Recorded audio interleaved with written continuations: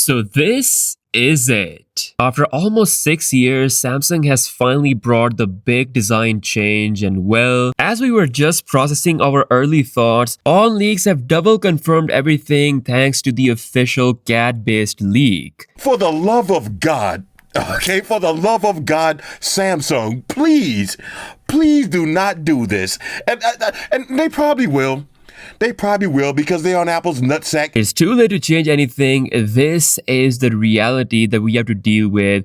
Samsung Galaxy S27 Ultra with perhaps the most controversial design. So the big change obviously is the camera plateau. Literally everything else, including all the dimensions, remains the same as the Galaxy S26 Ultra. Samsung moving away from that clean individual camera ring design and going towards this larger raised section across the back. I never expected Samsung to implement a design like this, which kind of seems like an inspiration of some level from Apple. Like, there's been some strong criticism already on this look. Obviously, the real life phone slash the actual thing will look better. So I do think some people might change their opinion once they see the actual thing in action. But for now, it's definitely not looking too good. Once again, lenses sit on the side. This is going to be the main lens and the ultra wide angle lens along with the zoom sensor on the right hand side. The phone is rumored to be slightly lighter, and because we have this camera plateau, it's not going to wobble like the Galaxy S26 Ultra when putting on the table. It's now also fully confirmed that Samsung is dropping the 3x dedicated telephoto lens. That means with fewer cameras on the back, the phone is going to feel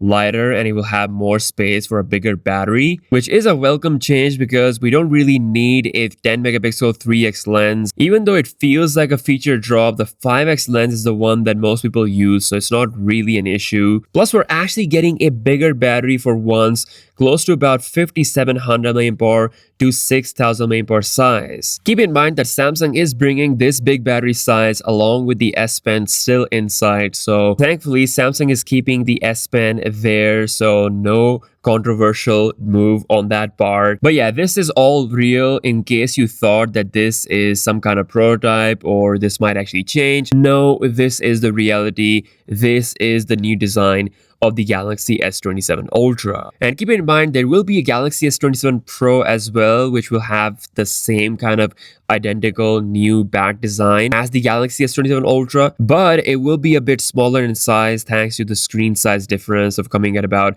6.4 inches. It's basically going to be a mini Galaxy S27 Ultra, and that model will have a 3x lens on the back for the zoom instead of the 5x lens, and obviously it's going to be a little bit cheaper. As for standard base models, their design remains the same as the previous generation, but the most controversial Ultra / Pro design in years is coming for the S27 Ultra and the S27 Pro. The only question right now is that will it actually look better in real life? Because there's obviously slight differences when it comes to colors and certain things, how the phone is going to look in actual real life environment and certain lighting. The reaction so far is pretty negative, with some people defending the decision, but let me know what you think. I personally wanted to see the horizontal camera design. This design, I'm not really feeling it, but again, maybe it might grows on me. We'll see about that, but let me know what you think about it in the comment section below. With that being said, I'll catch you guys in the next one. Peace out.